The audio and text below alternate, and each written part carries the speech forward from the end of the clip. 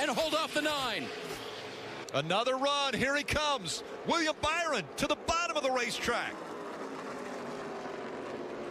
Elliott Sadler way up the track now, side by side for the position and the championship. Did you see how loose that 9 car got? Tucks back in behind him. Up against the wall again for William Byron. Elliott Sadler running higher than we've seen him run all evening. He knows he has to take that air away from the 9. That's how the 9 got the run. Small run. Stay back. Run your line here, man. Wherever you want to be. Run your line wherever you want to be. That was communication for the 1 of Elliott Sadler. The problem is where he wants to be is close to where Ryan Preece wants to be. This car, William Byron, he's got clean air running the very top. And another run. Here comes the 9 again. 10 laps for a championship. Smart move right here by Elliott Sadler. Get in that top lane. That's, again, right against the wall. Advantage William Byron, though. He gains ground on the 1. What will he do with it?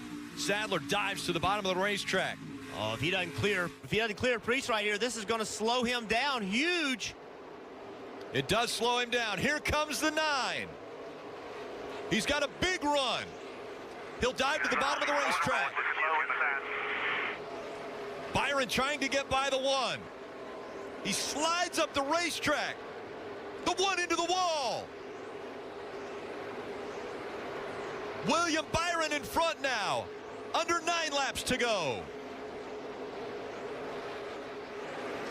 Elliott Sadler has to reset, rebound, try to come back from what just happened.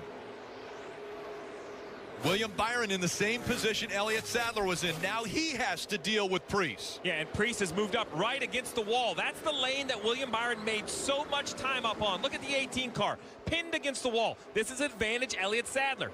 And here comes Sadler once again, fighting back. Under 8 laps to go. Elliott has got to remind himself he can't make every bit of this back in 1 lap. He's going to have to claw his way back lap by lap. Now Sadler dives to the middle of the track. William Byron staying right along the wall. He'll have a run now on the 18. You said it, Jeff. The 1 committed to try to pass the 18. He didn't clear it, killed his momentum. That was the door that William Byron needed. Now William Byron right up against the wall, and the 18 slides up in front of him. Ryan Preece trying to hang on to that 3rd spot. William Byron's going to try to take it away.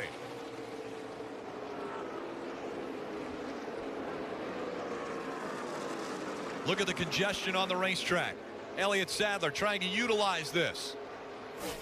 Close the gap between himself and his closest championship competitor. That last lap, Elliott Sadler closed in almost 0.2 of a second, it seems like, on the lead. Now he's close to the bumper of the 9. And the 9 of William Byron having to check up because the 18 of Preece running his exact same line. That closes the gap. Here comes the 1 again. William Byron dives to the bottom of the racetrack. He'll try to clear Preece. Byron gets up in front of him. Can he hold on to the position? That pass right there may have been for the championship. Byron able to get by Preece. Now he has smooth sailing in front of him as he goes to the wall. Here comes Sadler. Sadler gets into the back of the 18. They stay straight. Sadler even touched the wall. What a save by the 18 of Ryan Preece and Elliott Sadler. Under 5 laps to go.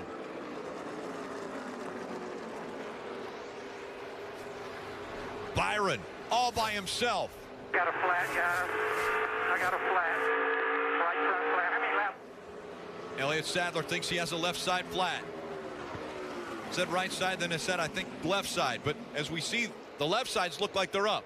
I think he needs to know how many laps are left. That's right, guys. That's Yep, and he's going to have to come in. He thinks the right front's down. Right front, he thinks, is down. And now he's running a little lower on the racetrack as William Byron pulling away. Take another look at what happened. You can see Elliott Sadler just in desperation mode at that point, knowing he had to get around the 18 car with only 4 or 5 laps left, and just got in the corner too hot.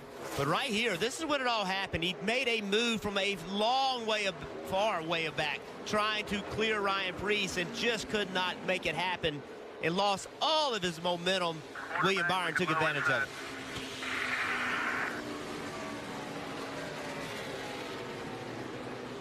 Byron able to clear the one as Elliott Sadler then reached deep into his driving skills to try to figure out how to get back by. Maybe trying a little too hard. Got into the 18 of Ryan Preece. Preece went sideways. Sadler into the wall. Now Sadler thinks he has a tire going down. Yeah. Sadler running 6th. William Byron running 3rd. And Cole Custer, a 16-second lead for his first ever win in the Xfinity Series. William Byron running 3rd, but leading right now as far as the championship contenders go. Such a huge lead for Cole Custer as the laps continue to wind down. 1 lap to go, presented by Credit One Bank. Cole Custer trying to finish it out, the 2017 season, and win his first ever Xfinity Series race, while he has a huge lead and looking dominant for the win today. The final time through 3 and 4. Stuart Haas and the Xfinity Series team looking for their first win. Cole Custer out of 4. He's going to win at Miami. And right behind him, Byron, the 19-year-old rookie phenom, whose racing career started on a computer, is looking to win the 2017 title.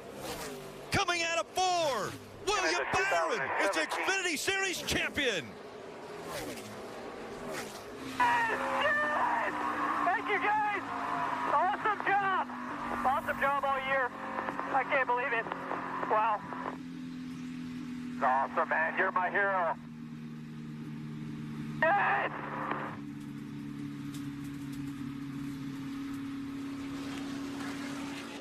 Dale Earnhardt Jr., all smiles. Winning car owner. Saw Amy in the background, expecting their first child. Cole Custer's going to celebrate his first win. And what a dominant win it was for Cole Custer. Only 3 cautions came out this entire race.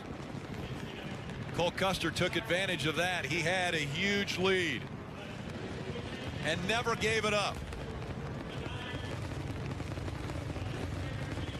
And heartbreak for Elliott Sadler.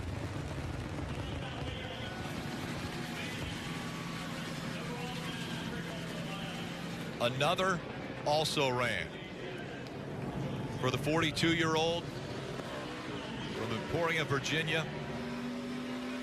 A difficult night for Elliott Sadler as the closing laps came down. It was the 19-year-old of William Byron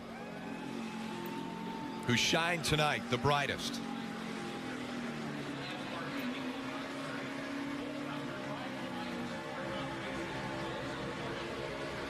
Somewhere in that smoke is Cole Custer.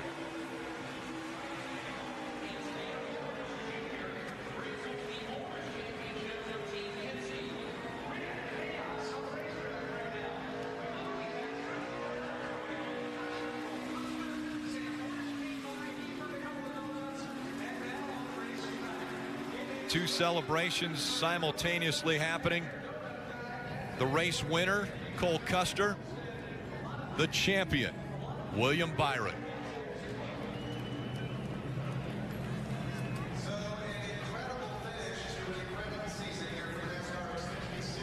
Let's go to Marty.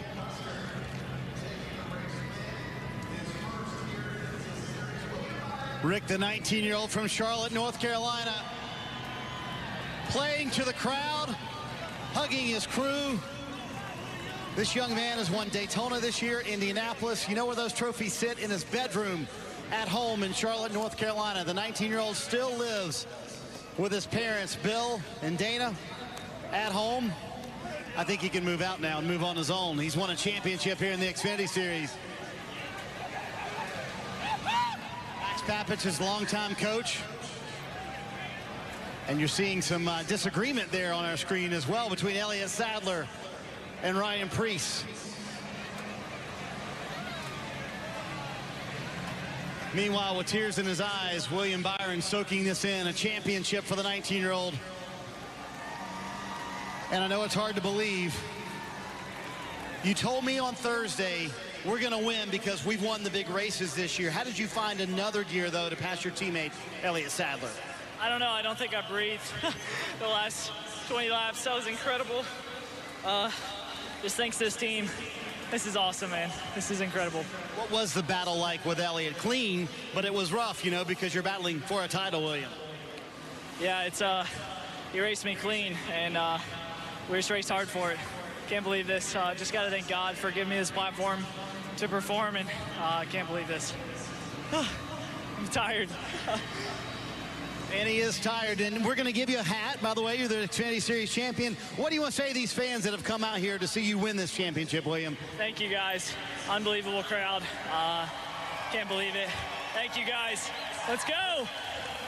William Byron going to head to victory lane after celebrating with his team down here and the fans as well, Dave. And with Elliott Sadler now, obviously very displeased with Ryan Preece. You described those final laps, Elliott. Well, I mean, he cost us a championship. I mean, he's not even racing anybody, and was holding us down, and the 9 would have never got to us for that. So I don't. If you're going to race people like that in this sport, you're not going to make it very far. You got to have respect. So it's definitely a shame to be that close and not pull it off. I just appreciate my race team. I let them down tonight. I should have took care of business when I got to Ryan, but appreciate One Main Financial and all those guys for being here tonight. It's just it's definitely a letdown to lose one like this. What was the struggle like, Elliott? Your car did not get better at first, then you got it right, and you got the lead from the 9 car.